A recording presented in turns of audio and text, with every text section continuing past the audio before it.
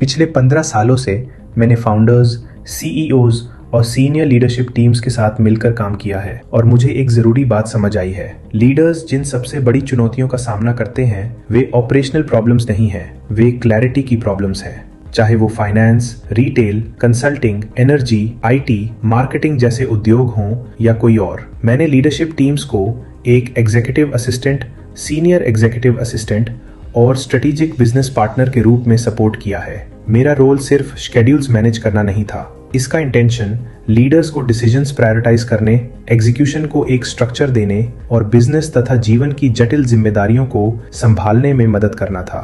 Leadership के साथ इतने करीब से काम करने पर एक स्पष्ट पैटर्न सामने आया। कई प्रोफेशनल एक ऐसे पड़ाव पर पहुंचते हैं जहां उनका फर्स्ट कर्व ऑफ ग्रोथ पूरा हो जाता है। उन्होंने एक्सपीरियंस, क्रेडिबिलिटी और स्टेबिलिटी बना ली होती है, लेकिन उनके जीवन और करियर की अगली दिशा अक्सर अस्पष्ट रहती है। जब मैंने रीथिंक प्लानिंग की शुरुआत की तो मैंने प्रोफेशनल और पर्सनल लाइफ में ह्यूमन बिहेवियर पैटर्न्स का अध्ययन करना शुरू किया।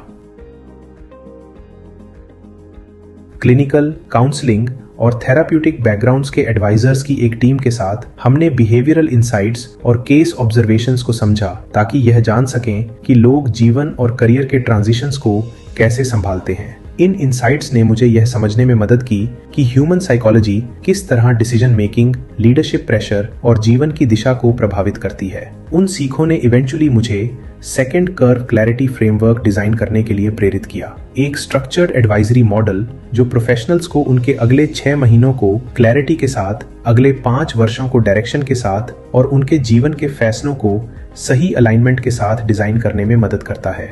कभी कभी क्लैरिटी की शुरुआत एक साधारण बातचीत से होती है, क्योंकि जीवन का अगला चरण एक्सीडेंटल नहीं होना चाहिए, इसे कॉन्शियसली डिजाइन किया जाना चाहिए।